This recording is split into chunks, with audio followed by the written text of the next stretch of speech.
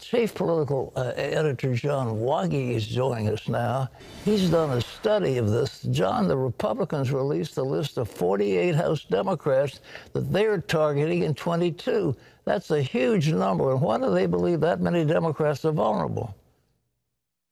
Yeah, when you consider, Pat, that they need 5, maybe 6 to take over the House, having 48 seats to choose from is a pretty good luxury at this point.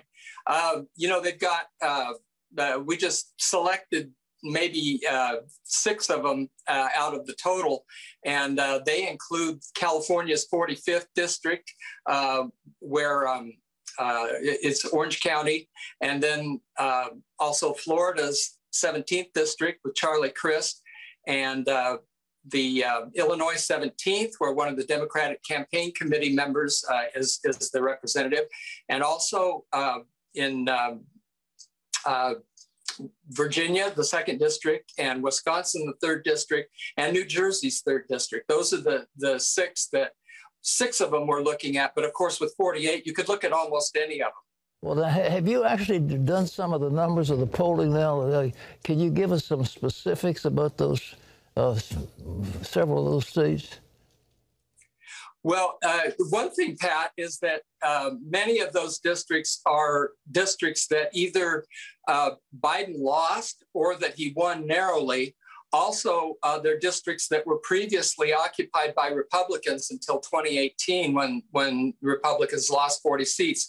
So that's really what they're targeting is districts that have a sizable Republican percentage with them, but may have been upset by President Trump. And this is where they're looking is just the opportunity that's presented from being the party out of power, because since World War II, 27 seats is the number that a party tends to gain.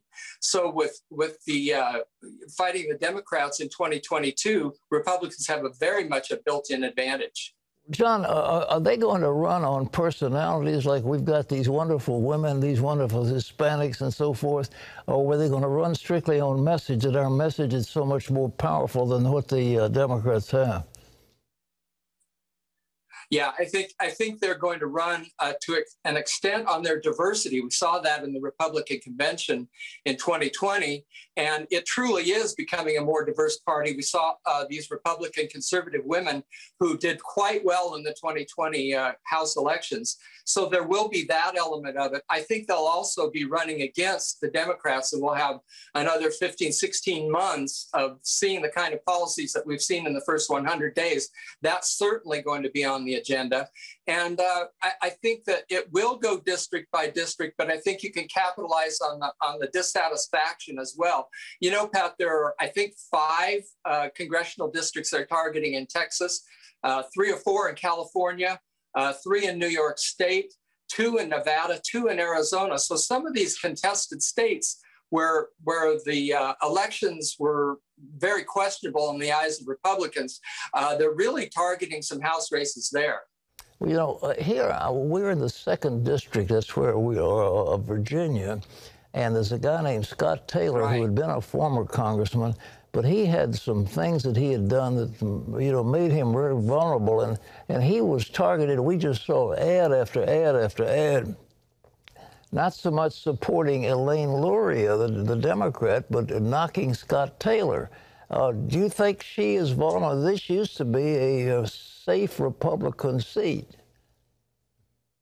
Yeah, and that's why Elaine Luria is on the list of 48 House seats, because although Biden won the district by 5 points, if they get field a good candidate, and this is true, Pat, for around the country, if they field a candidate and unite around him, and they don't have any extraneous things to give the opposition the opportunity to really undercut, then they really have a solid chance of taking back the House.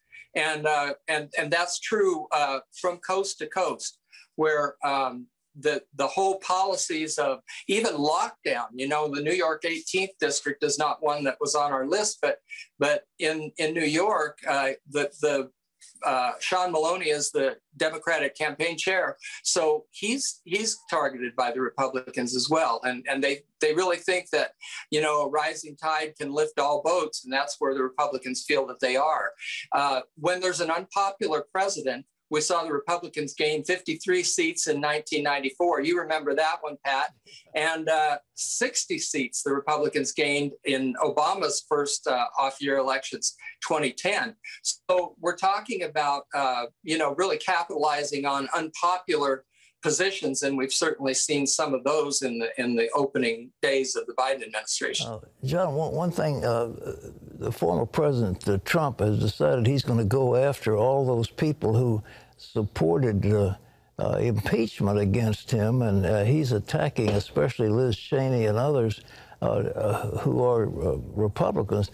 Do you think, is he going to hurt the efforts to win these 5 seats, do you think? I don't think so, Pat. We'll have to wait and see. You know, the scripture in Matthew says a house divided against itself cannot stand. I think that the party is pretty solidly behind President Trump. I think that targeting these senators and congressmen is popular with a good portion of the base who are pretty angry about some of the public stands they've taken.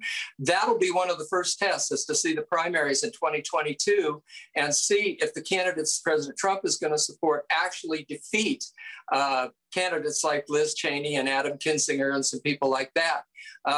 It's a very, very public showdown. And you remember that in 2016, the chant that went forward, the main battle cry was "Drain the swamp." The swamp hasn't been drained, and what the base feels is they've learned a lot of Republicans are part of the swamp, and those are the ones that seemingly are going to be dealt with first. We'll see how successful former President Trump is in dealing with that.